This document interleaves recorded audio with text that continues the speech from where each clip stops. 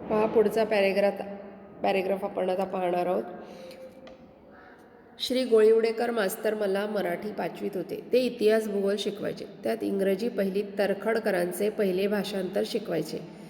पहा इथे पहिल्यांदा आपण लेखकाने हणमंतराव देशमुख या शिक्षकांची ओळख करून सांगितलेली आहे. ते स्काउट मास्तर होते, स्काउट गाईड शिकवायचे. त्यानंतर कात्रे मास्तर जे 4थीत गणित शिकवायचे, मॅथ्स. आता हे तिसरे शिक्षक आहेत गोळीवडेकर शिक्षक. ते मराठी 5वीत होते. लेखक जेव्हा 5वीत होता ते होते तेव्हा. आणि ते काय शिकवायचे तर इतिहास भूगोल शिकवायचे, हिस्ट्री जॉग्रफी.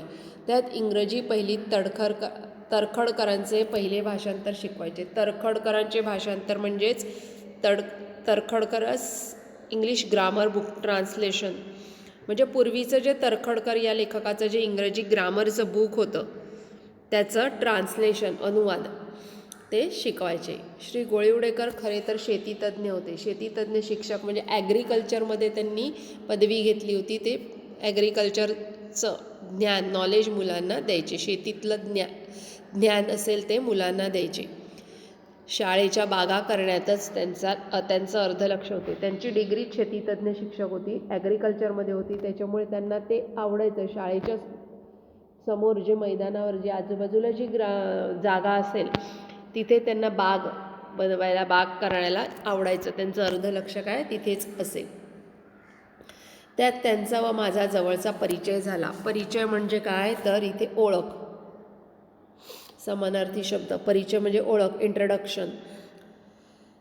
त्याचं कारण शाळेच्या बागा आमच्यासारख्या मुलांच्या जीवावरच उभ्या होत्या. म्हणजे शाळेच्या समोर जी काही बाग केली होती छान अशी, ती लेखक म्हणतो की आमच्यासारख्या मुलांच्या जीवावरच त्या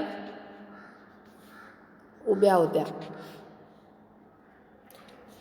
का असं म्हटलं आहे तर गोळीवडेकर सर हे एक शेतीतज्ञ होते आणि त्यांना शाळेच्या बागा करायला आवडायचे. आणि लेखकाची आणि त्यांची जेव्हा ओळख झाली तर लेखक म्हणत आहेत की लेखक आणि त्याचे मित्र हे कसे होते, स्ट्रॉंग होते जरा तब्येतीने. त्यामुळे ते कष्टाच्या कामालासुद्धा, हार्डवर्क करायलासुद्धा लेखक मजबूत होते. त्यावेळेला गावातून आलेली मुलं होती त्यामुळे लेखक काय म्हणत आहेत की ते आमच्यावरच सगळे अवलंबून असायचे. आम्ही मुलं वयानं तसंच हाडापिंडानं मोठाड, म्हणजेच हाडापिंडाने म्हणजे मोठाड म्हणजेच हेल्दी होती ती लेखक आणि लेखकाचे मित्र.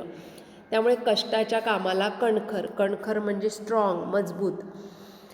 शाळेची गावच्या ओढ्याकाठची बाग ही खरे तर आम्हा मुलांच्या जीवावरच चांगली फुललेली उभी असे. शाळेच्या गावाच्या ओढ्याच्या काठी जी बाग होती ती लेखक म्हणतो ती की आम्ही मुलांच्या जीवावरच ती खरं तर फुललेली दिसे.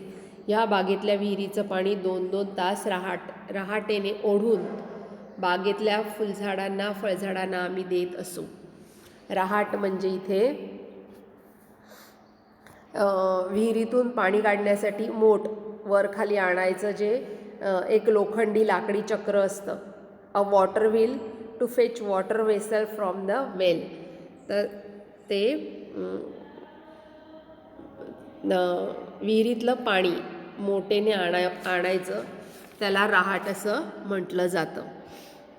तर लेखक म्हणतो की आम्ही ते 2-2 तास ओढत असू ते विहिरीचं पाणी आणि ते पाणी मग आणून बागेतल्या फुलझाडांना, फळझाडांना देत असू. आणि त्यामुळे ती छान अशी तरारून उभी असत. तरारून म्हणजेच ताजी तवानी होऊन ती झाडं छान फुललेली दिसत असत. त्यामुळे श्री गोळीवडेकर मास्तर आमच्यावर प्रेम करायचे. बागेतील जमीन कुदळी टिकावाने खंदावायची. इथे कुदळी आणि टिकाव हे हत्यारं आहेत. जमीन खोदण्याची जी हत्यारं असतात त्याला सगळ्यांना माहिती आहे, कुदळ आणि टिकाव असं म्हटलं जाते. त्याचे वाफे करायचे, बांध घालायचे, ही सगळी कष्टाची कामं आम्ही मुलं करत असू. म्हणजे ही जी सगळी कामं आहेत, कष्टाची कामं, ती लेखक आणि लेखकाचे मित्र करत असत.